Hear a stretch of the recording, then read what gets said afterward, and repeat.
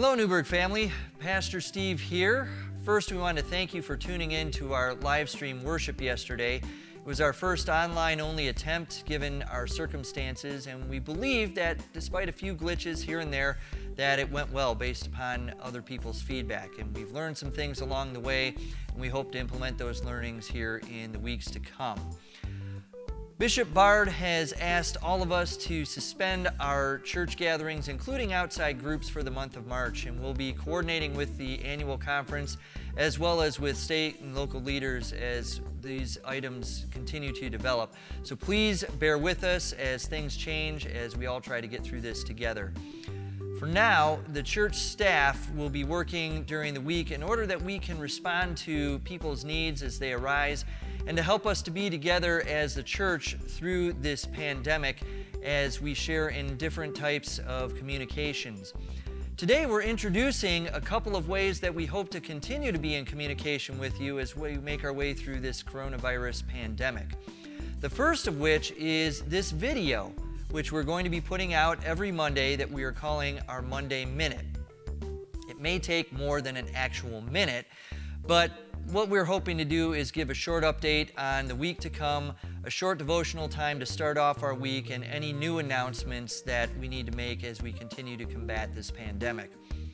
The next thing that we will do every Wednesday is we will have Get Fed Online.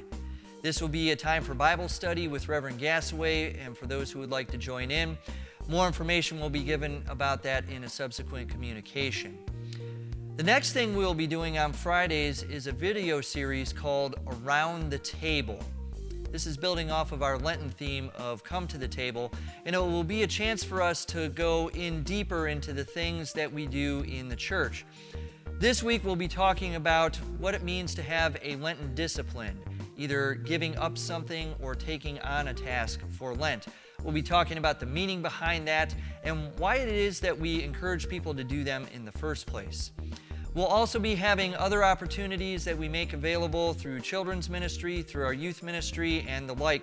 So please be checking your email and our other forms of communication through social media as these things arise.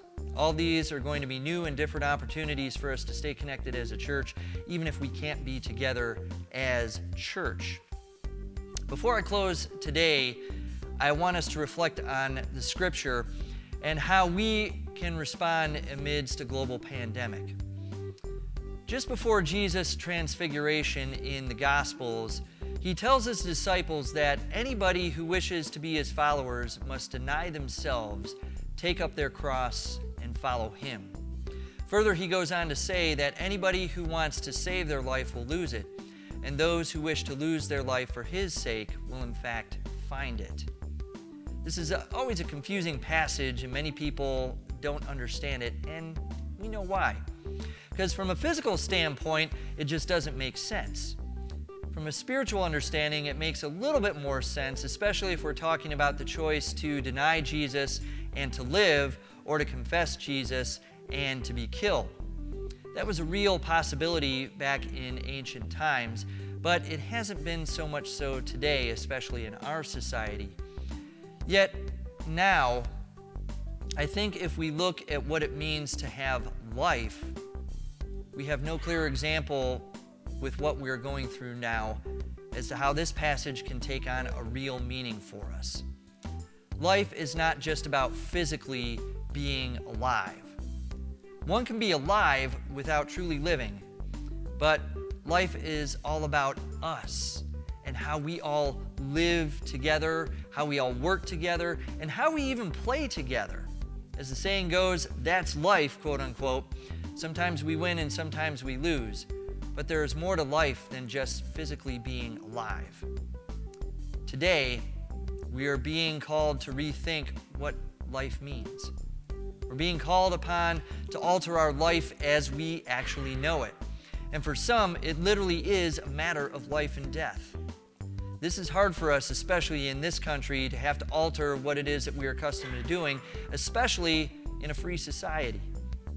Yet that's exactly what we're being asked to do. Not just for our sake, but for the sake of our neighbors and for the sake of society as a whole. For these next several weeks, most of us are having to put our lives on hold. We don't do this rashly, but we do it out of careful consideration for how we will be able to, as Jesus says in John's Gospel, to have life and to have it abundantly in the future.